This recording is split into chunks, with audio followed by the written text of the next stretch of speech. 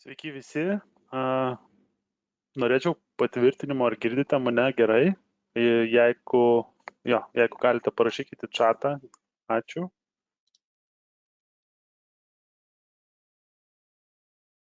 Taip, matau, kad girdite. Tai šiek tiek luktelkime minutėlę, kol susirinks šiek tiek daugiau žmonių ir galėsime pradėti.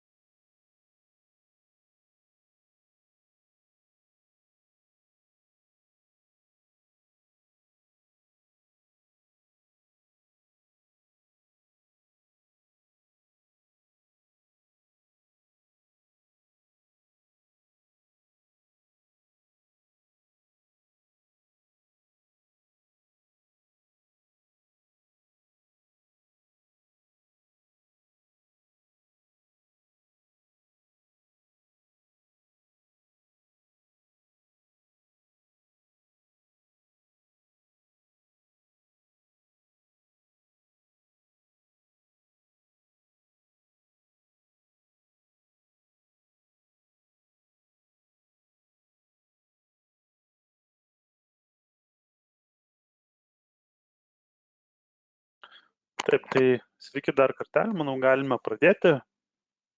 Taigi, šiandien mūsų tema yra duomenų nutekėjimo prevencija su atnaujintu SafeTech sprendimu. Iš tikrųjų, labai daug pakeitimų ir keičiasi pats licenzijavimas, tiek atsiranda naujoji produktų linija. Na ir šiandien bandysiu viską labai paprastai išaiškinti, kas yra naujo ir ką duoda nauja versija, kokie pakeitimai ir kartu palyginsime. Taip, tai viso webinaro metu aktyviai dalyvaukite, jeigu atsiranda kažkokių klausimų, tai rašykite tiesiog į chat skiltį ir iš karto pabandysiu atsakyti. Taigi pradėkime.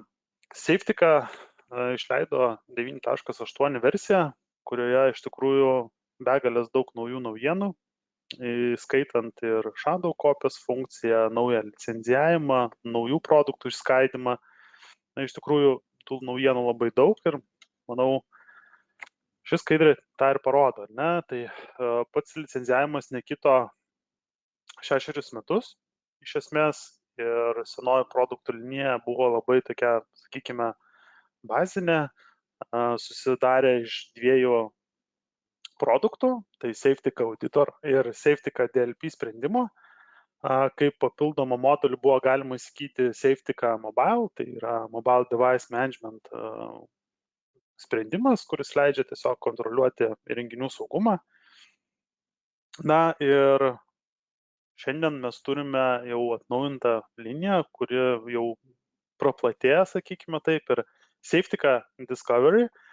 Tai tiesiog tai yra senoji SafeTech Auditor, tačiau nuo šiol SafeTech Discovery produkte yra galimybė apsibrėžti jautrius duomenis. Tai reiškia, jeigu mes perkame ir patį pigiausią produktą, mes jau turime galimybę apsibrėžti jautrius duomenis. Kur jie yra, kas jie tokie, pademonstruosiu eigoje. Na ir SafeTech DLP, tai buvo seniau žinomas, šiandien tai yra SafeTech Protection, būtent produktas, kuris leidžia mums jau išplėsti, ne vien pasižymėti jautrius duomenis, tačiau ir jiems taikyti tam tikras politikas. Kaip su jais bus galima elgtis, kokie vartotojai tą galės daryti ir panašiai. Na ir atsiranda naujas žaidėjas, tai yra SafeTech Enterprise, suteikiantis daugiau galimybių, tai tokių integracijų kaip 365, FortiGate'as, jeigu yra daugiau negu 2 Active Directory, kaip pavyzdys, kartais būna ir toks poreikis, tai yra galimybė atlikti integraciją su 2 ir daugiau Active Directory. Na ir matome pačioje atsiranda jau dar papildomas modulis. Tai yra SafeTech Web, Users and Entity Behavior Analysis. Tai prieš tai, kai buvo Safety'kos paprastasis modulis, mes gaudavome su visų vartotojų stebėjimu ir elgsenos stebėjimą visą, kaip included šitoj vietoj visą paketą, ar ne? Tačiau atsirado poreikis, tiesiog pačios organizacijos ir pristatymo metu ir dažnai sakydavo, kad mums pačių vartotojų sekti nereikia ir ar yra galimybė tiesiog, nesekti tų vartotojų.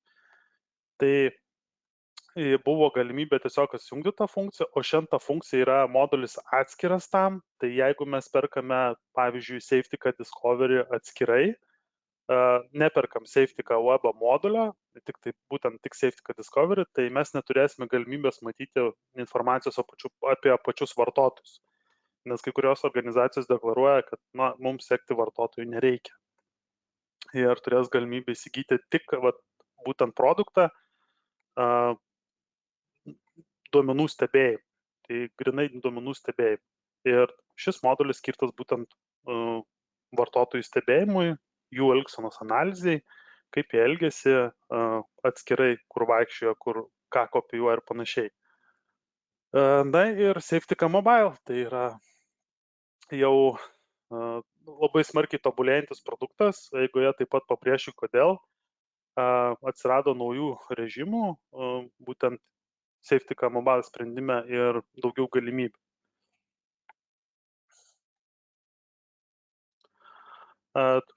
Taip, tai kaip ir minėjau, labai tokios santraupa, labai paprasta, tai yra Safety'ka Discovery yra senasis mūsų auditor modelis, tačiau jis duoda visą išsamią informaciją apie organizaciją įmonę, ir dabar, kaip ir paminėjau, įskaitant jau ir jautrius duomenis. Tai mes galime apsirašyti, kas mūsų organizacijoje yra jautrus duomenis. Safety'ka Protection, tai būtent praktiškai tas pats, kas seniau, vėl atitinkamai, ar ne, mes turėjom galimybę valdyti incidentus, apriboti tam tikrus įvykius, veiksmus, ar ne, reagavimas pats, tai buvo įspėjimai įvairūs, ir Safety'ka Enterprise. Papildomos integracijos, be abejo, čia vėlgi priklausomai, ko reikia pačiai organizacijai, kaip ir minėjau. Yra papildomi du moduliai, tai yra vartotojų ir subjektų elgesio analizė, tai kaip elgesi tie patys vartotojai atskirai paėmus, Safety'ka Mobile.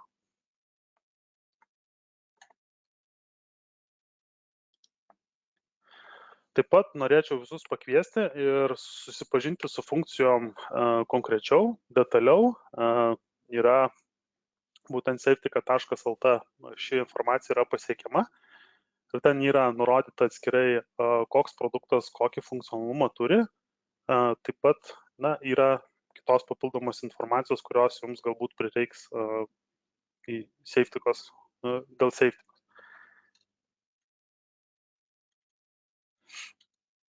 Taip, tai grįžkime prie pristatymo.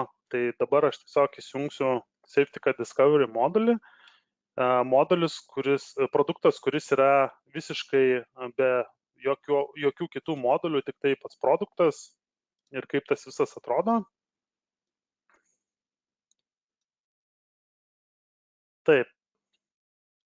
Tai pati konsolė atrodo štai taip. Matosi, kad jeigu mes norim naudotis ar ne Protection moduliu, tai reikia geresnės licenzijos, tačiau Discovery modulyje mes galime matyti būtent šią informaciją, ar ne?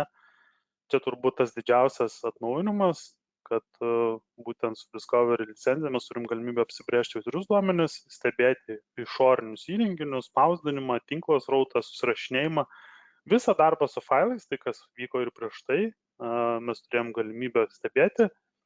Aišku, kas dabar atsirado naujo file skilty, tai būtent jeigu mes keliaujam function settings ir sugalvojam nusirodyti jautrius duomenis, pavyzdys.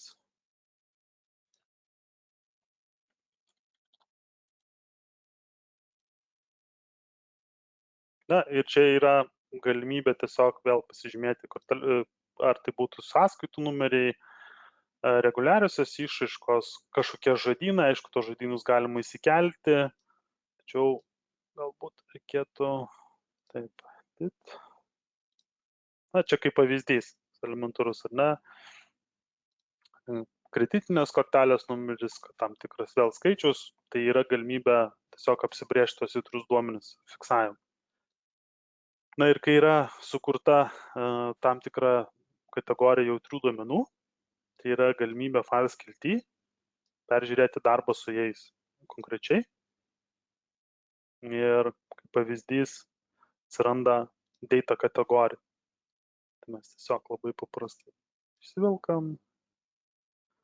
Na ir be abejo, čia aišku, pagal kategoriją mes galim, jeigu ten tas buvo kažkoks, ar mūsų pavadinimas būtent galime apsibrėžti ir aišku, na, tuščia, bet nes nėra tam tikrų duomenų, bet įsifiltruoti yra galimybė tuos konkrečiai dominančią informaciją. Taip, keliaukime prie web safetykos, nes įsigijant Discovery modulį, produktą dažniausiai yra naudojamas būtent web safetyka šioje vietoje, nes jinai skirtas labiau kaip analitinis įrankis. Ir kodėl?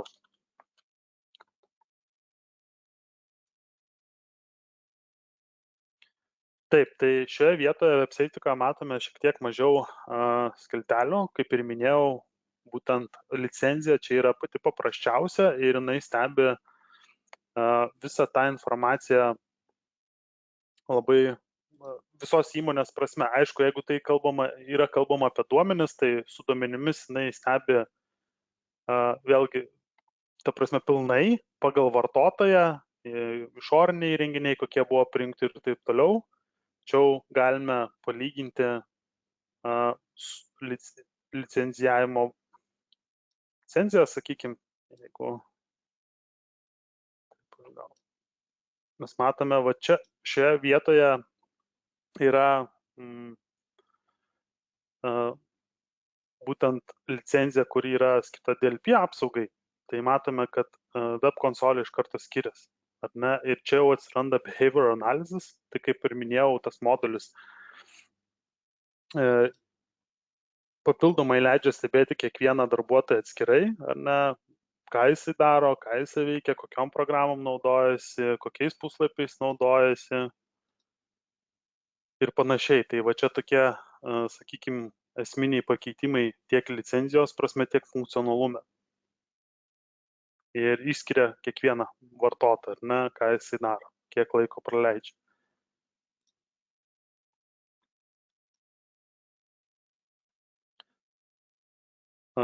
Taip, keliaukime toliau prie skaidrių.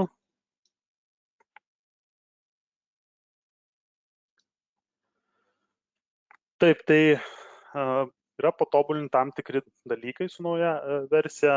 Tai kaip pavyzdys, dabar yra galimybė tiesiog aptikti, jeigu jautrus duomuo buvo keliamas į share katalogą. Seniau tokios galimybės nebuvo, tačiau jau safetyka geba. Taip pat atsirado naujiena, kurią parodysiu šiek tiek vėliau, tai yra nauja DLP kategorijos funkcija, sakykime taip, tai yra jautrių duomenų aptikimas nustatant failo atributus, arba kitaip sakant, plėtinius tipus. Galima nusirodyti, pavyzdžiui, kad visi PDF failai arba kad visi, nežinau, wordiniai dokumentai tam tikroje vietoje, konkrečiai tik tai per atributą. Nereikia mums tam tikros vietos nusirodyti, galime tik atributus naudoti. Taip pat tie, kas naudojasi 365 integraciją, tai yra galimybė dabar aptikti klasifikuotus, sakykime, dokumentus šifruotus ir yra galimybė safetykoje tos nustatymus reguliuoti. Kas naudojasi Mac OS sistemoms, tai kaip ir žadėjome šiais metais ir be abejo kitais metais bus labai smarkiai orientuota į Mac OS funkcijų praplėtimą ir su kiekvienu atnaujinimu tą gamintojas daro, tai būtent atlieka integraciją į šias sistemas. Tai nuo šiol yra galimybė matyti failus tiek, jeigu siunčiami failai būna per susirašinėjimo aplikacijas ar ne, arba kelti į šėrinimo puslapius ir panašiai. Tos funkcijos Mac OS sistemoms plečiasi su kiekviena nauja versija.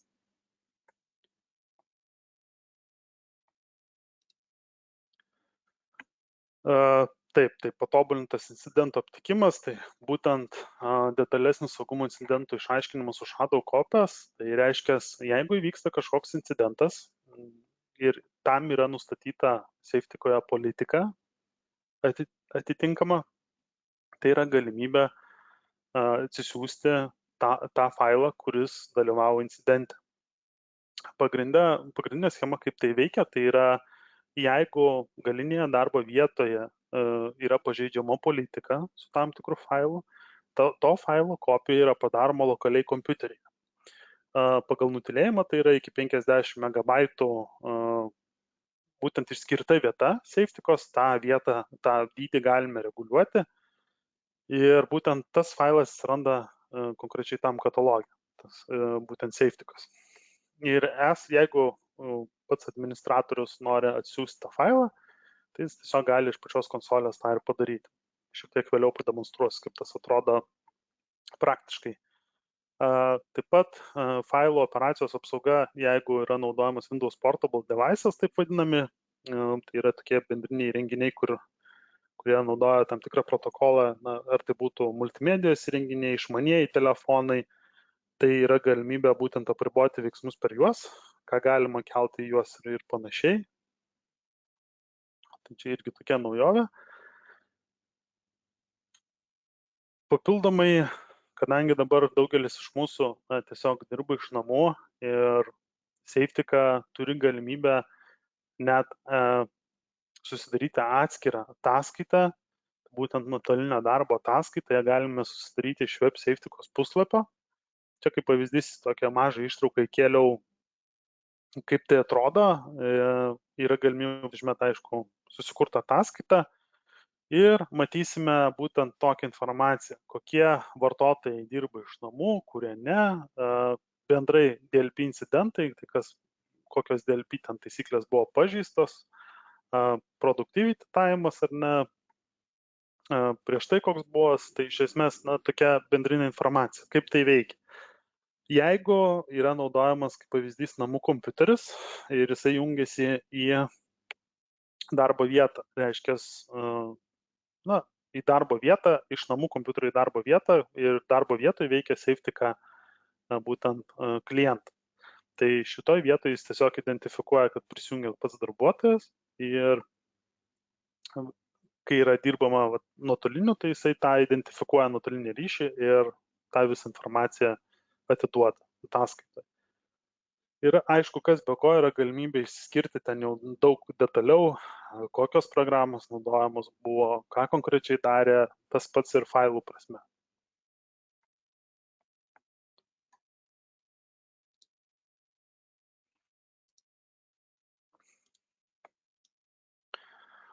Šiek tiek prisiminsime, ką gali apskritai SafeTika, čia gal labiau skirta tiems mūsų žiūrovams, kurie pirmą kartą mato SafeTika sprendimą. Tai iš esmės SafeTika gali tiek stebėti, tiek apriboti veiksmus šiais kanalais, ar tai būtų socialiniai tinklai, elektroninis paštas, ar ne. Taip pat norėčiau pabrėžti, kad elektroninis paštas tiek lokalus, POP3 IMAPas, MTP webmailas. Per webmailą stebėjimas yra per naršyklę, tai jeigu keliame failus, tarkim, į Gmailą, tai matysime tą visą darbą per naršyklę, tačiau tokios mažiau detalesnės informacijos mes matysime. Tie, kas naudoja 365 paštą, tai SafeTika netgi turi atskirą integraciją į 365, tai apjungiama yra per patį administratoriaus panelę 365, būtent paskyroje, tai integracija yra atliekama tiesiog sulinkinama, taip paprastai pasakius, ir jau turime galimybę stebėti patį susirašinėjimą 365 debesijoje. Jungtis, ar jos būtų tinklo, NASe, failų serveriai įvairūs ar ne, tai visus tuos matysime. Nešiojamos laikmenos apskritai matomos yra visos, ar tai būtų pelė, monitorius, klaviatūra, iš tikrųjų visos ir aišku, be abejo, mes turim galimybę riboti tas visas laikmenas. Medijos, spausdintuvai, rašymo kiti įrenginiai, operacijos. Tai operacijos yra galimybė jas apriboti, tačiau operacijų pačių mes negalime matyti safety-ko, tarkime, jeigu kažkas iškopijavo ir įterpė ar ne, tačiau mes riboti galime. Jungtis, tai būtų Bluetooth, Firewire ir panašiai. Na, daug kas naudoja Bluetooth ryšį, sakykime, darbo vietose ir dažnas klausimas pasitaiko ir pas mus, kad kaip galime apriboti ir kaip tai visiškai veikia. Susirašinėjimo programėlės, jų yra tikrai labai daug, tačiau teko dirbti su 15 maždaug programų ir ten buvo pačios pagrindinės, tai visokie Viberiai, Skype'ai, Facebook Messengeriai, Teamsai ir panašiai. Tai veikia tiek pats stebėjimas, tiek failo apribojimas ir safety, kad taipogi su definitions update'ais praplečia tą suderinamumą su tam tikrom programėlėm, kad tas stebėjimas įsiplėstų. Ir norėčiau atkreipti dėmesį, kad ne vien lokaliai įdiegtos programos veikia, tačiau ir pačios web aplikacijos. Ne? 365 auditas, ką aš ir minėjau, ar ne, ar tai būtų Exchange'as, ar tai būtų paštas, OneDrive'as, SharePoint'as, debesyje, tai viskas, kas yra primepinta prie pačio vartotojo kompiuterio, tai mes taip ir matom failų lygmenį. Jeigu atėjo failas iš pašto, tada išsisaugo ant darbaluko kokio ar dar kur nors, ir jeigu įkėlė į OneDrive, Google Drive, tai mes ir labai paprastai tą matysim. Nuo iki atėjo iš pašto, išsaugotas failas ant darbalūkio, iš darbalūkio keliavo į OneDrive. Tiesiog viskas, kas yra primepinta, kuo puikiausiai matome, tačiau jeigu tai yra web platforma, sakykime, nueinam į OneDrive į puslapį ar ne, ir ten keliame failus, tai safety, kad be abejo matyti to neturi galimybės. Nemato toj vietoj, kaip ten tie failai keliauja.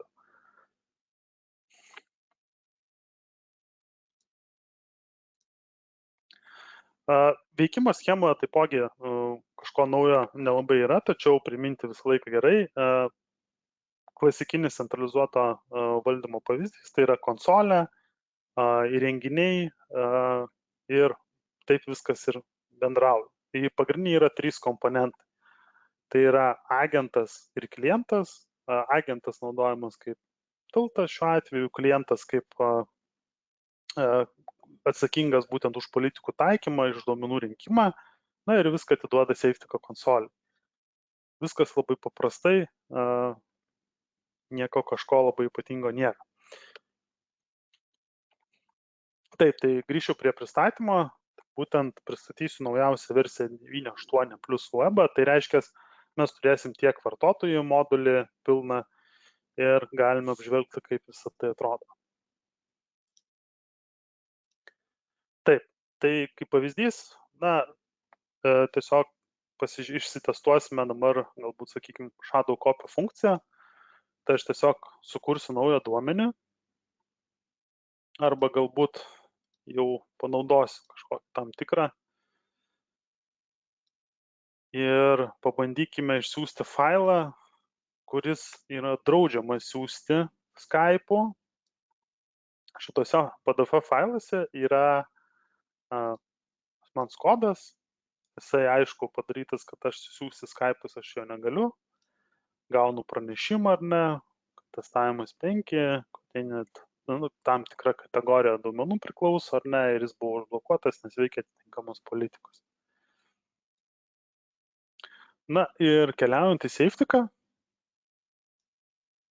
šitoj vietai, protection, aš turiu susikūręs data kategorijas, asmens kodo politika kaip pavyzdys ir nusirodžiau, kas yra jautrus duomuo ir DLP polisas, aš nusirodžiau jos politiką, kaip būtent su tais duomenimis galima elgtis. Na, aš tiesiog nusirodžiau konkrečiai, pasirinkau kategoriją, kurią sukūriau data kategorijos, ar ne. Na ir šitoje vietoje aš nusistačiau, kaip su ją galima elgtis. Na ir pagrindinė naujovė, kaip ir minėjau, yra shadow copy funkcija, jinai yra įjungiama prie politikos. Be abejo, čia yra begalės kitų apribojimų, debesijos diskai, įkelimai į išėrinimo įvairius puslapius, web paštą įkelinėjimas, jeigu nenaudojamas yra, tai kam tada leisti naudotis. Kažkur įkelti, tą galim pasitelkti ir tam tikras safe zonas, ar ne, aplikacijos, susirašinėjimo aplikacijos, išoriniai įrenginiai, jeigu turime savo įrenginius kažkokius patikimus ir pridėtus į tam tikrą component trust zone, galima juos ir naudoti. Virtualus spausdinimas vėlgi tinkamai ir su tam tikrais spausdintuvais, clipboardas ar ne, copy-pastas, ar ne, iš atminties, ar galima ekrano paėmimo nuotrauką. Tokius visus galime sustatyti. Taip pat galbūt priminsiu tas policy modas, irgi labai svarbus akcentas. Iš pradžių būna disabled, tada log only ir šitoj vietoje jisai tik tai logina tuos veiksmus, pačiam vartotojui nieko nerodo. Čia geriausia tokią opciją naudoti tuomet, kai mes norime pasitikrinti, ar politika apskritai yra tinkama ir logiška.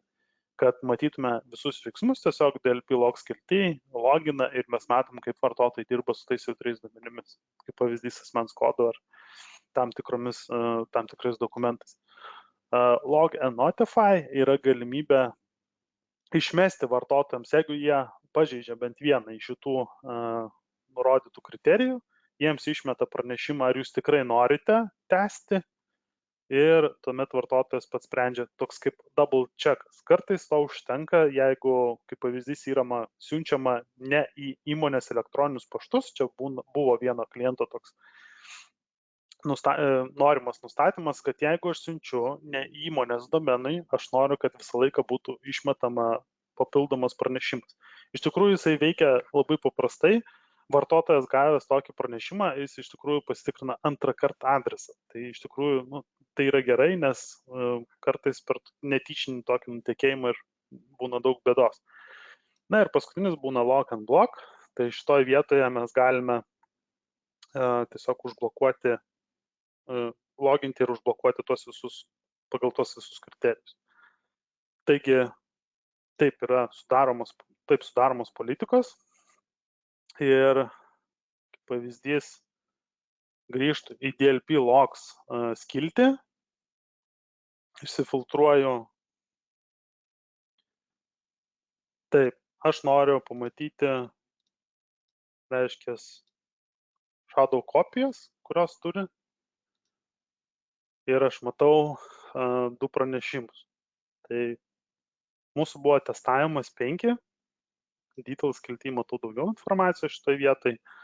Leido, neleido, programa, failo pavadinimas ir tiesiog turiu įtarimų, kad galbūt tas failas neturi tam kažkokios jautrios informacijos, gal man taip atrodo, bet reikėtų pasitikrinti.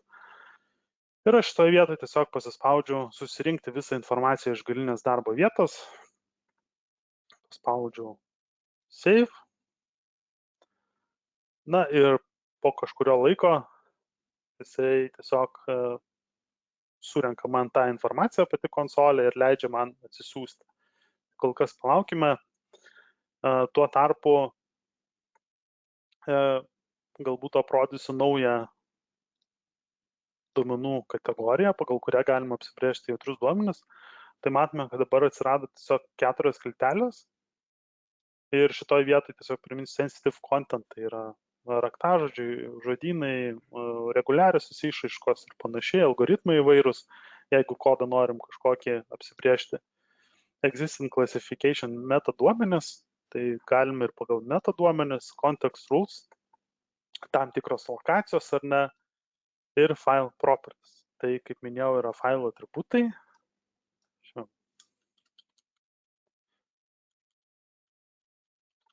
Media failai, ar ne, galbūt aš noriu pasižiūrėti. Ir spaudžiu sukonfigūruoti. Na, jeigu yra tam tikri plėtiniai, kurie nėra suderinami su safetika, su metaduomenimis ir custom, šitoj vietoj leidžia pridėti iš sąrašo, tai reiškia iš mūsų kategorijų. Tie, kas nežino, Safety'ko yra tam tikros kategorijos, ar tai būtų puslapių, ar tai būtų programų, ar tai būtų plėtinių, ir šitoje vietoje mes tas kategorijas visas galime naudoti. Jeigu mes norim, kad tai būtų medijų failai, ten, tarkim, video, image, pasirenkam. Jeigu aš noriu dar papildomai taškas, kokį, pavyzdžiui. Ir, reiškia, jisai rinks man visus tos kategorijos ir plus MP3. Tikėtina, kad MP3. Ir taip paprastai nusirodau, ką konkrečiai duomenų kategorija, kuri mano manimu yra jautri. Galbūt aš noriu gauti tuos įrašus visus medijos. Ir matome dabar, grįžtant prie shadow kopijos funkcijos, matome, kad yra baigta. Atsisiuntė, reiškia, į pačią konsolę iš darbo vietos testavimas 5. Aš pasirinku, kur išsaugoti jautrų duomenį. Matosi rašo, kad atsisiuntimas sėkmingas, galime eiti ir pabandyti patikrinti, rodo iš kurios datą, aišku, to failą. Na ir atidarius aš tą failą, matau preliminarią tokią informaciją testinę, sakykime, kad tai yra asmens kodas. Na, kažkoks. Ir tiek. Tai ši shadow kopijos funkcija yra, kaip ir minėjau, yra kaupiama ne serveriai, kad tiesiog visko neapkrauti sudėtingai, o galinėse darbo vietose iki 50 MB. Tai supaprastina pačio sprendimo veikimą. Taip, grįžtant prie file skilties, kur norėjau parodyti tiesiog data kategorijos skiltis atsiradus yra, ir čia šitoj vietoje, jeigu mes norim kažko ieškoti, matom asmens kodo duomenis ir tiesiog išfiltruoja visus būtent failus, kurie yra priskirti aprašytai mūsų duomenų kategorijai. Tai iš esmės irgi labai supaprastina visą tą informaciją. Taip pat norėčiau priminti, kad judame link pabaigos, tai jeigu kažkokių klausimų atsirado, tai galite tikrai užduoti chat skilty, pasitengsiu atsakyti. Taip. Tai 9.8 versija atrodo štai taip. Kokie kiti patobulinimai, sakykime, tai prisidėjo tiek pat kažkiek naujų tų pačių įspėjimų, ar ne? Keliauti ir peržiūrėti kažkaip, ar ne? Taip. Atsirado tokių išmaniųjų įspėjimų, kurie padeda vėlgi tam tikrose situacijose, čia vėl atskirai pagal organizaciją reikėtų susidėlioti, jeigu kažkas kažkur bando, jeigu yra galimai duomenų nutekėjimas kažkoks, kad pats administratorius gautų įvairius tuos išmaniuosius įspėjimus, na ir peržvelgtų tuos visus incidentus. Tai įspėjimų papildymas irgi nuolatos tas sąrašas plečiasi ir atsiranda vis naujų. Tokios kaip ir su ataskaitom lygiai tas pats kaip tas nuotolinis darbas iš namų, tos ataskaitos, tai čia Safety'kos tikrai labai stipri pusė ataskaitos ir reikėtų nepamiršti, kad per pačią Safety'ką mes tas ataskaitas galim susidaryti savo norimas ataskaitas, kaip pavyzdys naudojantis šiais filtrais. Aš, pavyzdžiui, galiu netgi pagal kategoriją išsiskirstyti tam tikrą kategoriją, pavyzdys game skilti. Aš noriu sužinoti, galbūt atsiranda tokių darbuotojų, kurie darbo metu veikia to, ko nereikėtų. Ir šitoj vietoje layout'e mes tiesiog išsaugojam žaidimai. Ir jeigu atsiras tokių vartotojų, kurie darbo metu naudoja žaidimus, ar ne, ataskaitą. Na ir šitoj vietoj, taip, custom layouts.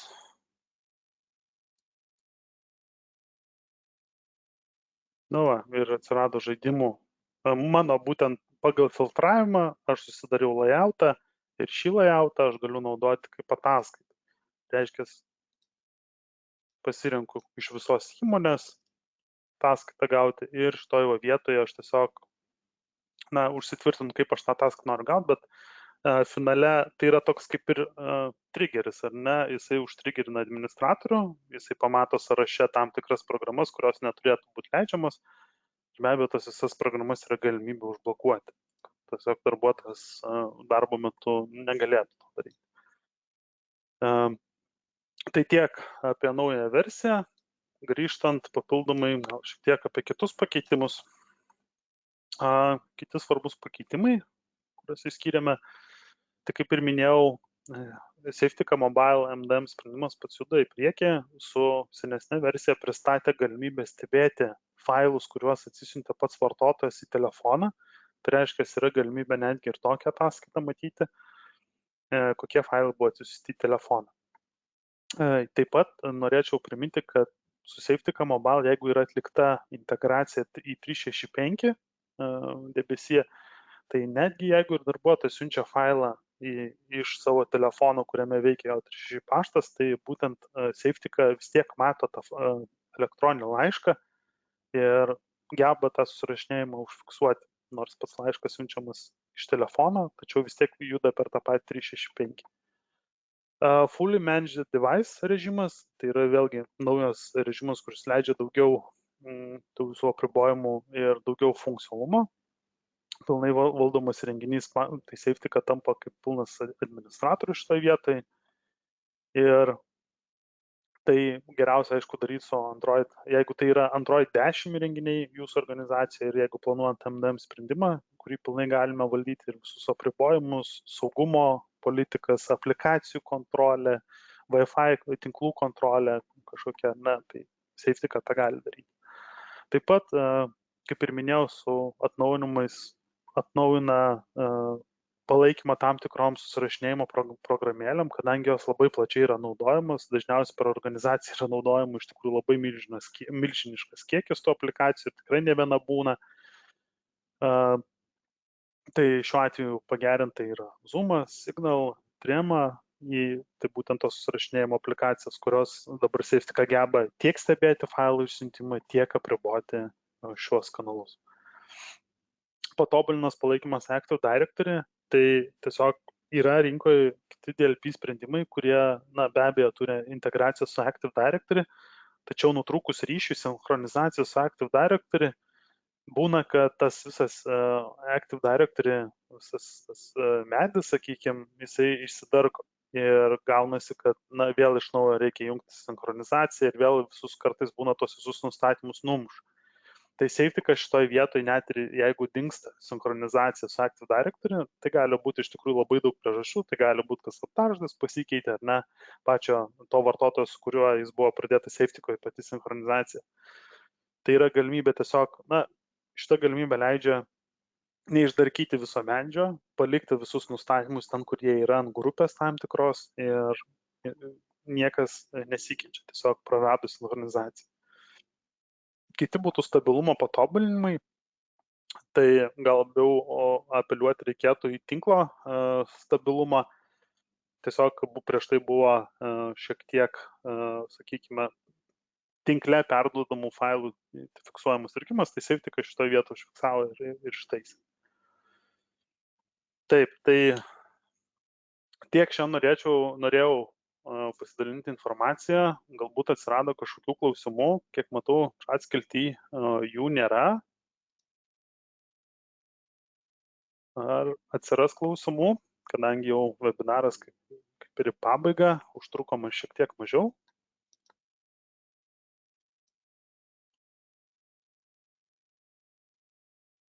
Taip, matau, klausimų neiššoka. Tai visgi, jeigu yra atsiras ateityje kažkokių klausimų, galbūt šiuo metu jūs taipogi dabar turit Safetiką ir vėl trūksta, gal norit atsinaujinti 9.8 versiją. Taip, gavome klausimą, ar brangesni nauji paketai. Tai visa situacija yra tokia, kad atnaujinimus pradėsime daryti nuo kitų metų pradžios, tai įsigalios, sakykime, taip kainos prasme, ar jie brangesni nauji paketai bus. Čia sunku bendrai pasakyti, kad kadangi visa produktų linija išsiskiria, sakykime, kad produktai patys turėtų kainuoti panašiai ir, na, neturėtų kainuoti brangiau. Taip. Tai kainos prasme, tai patys produktai turėtų kainuoti panašiai. Ir kaip ir rodžiau pristatymę, tai yra galimybė pirkti atskirai moduliais, nes tas user and entity behavior analysis tai nėra būtinybė, jeigu mes norim saugoti organizacijos duomenis. Tai yra galimybė pirkti atskirai ir šitoje vietoje ne tik neturėti tos nereikalingos funkcijos, bet ir sumokėti už tą pačią licenciją kažkiek mažiau. Tai tiek šiandien. Taip pat raginu visus apsilankyti safetika.lt svetainėje arba safetika.com, ten tikrai rasite daug naudingos informacijos su Safetika susijusius. Jeigu atsirado klausimų techninių ar pardaviminių, vėlgi dėl tų pačių kainų, galite kreiptis tiesiai į mane, gediminas@baltamax.com. Tai tiek šiandien, geros likusios savaitės ir iki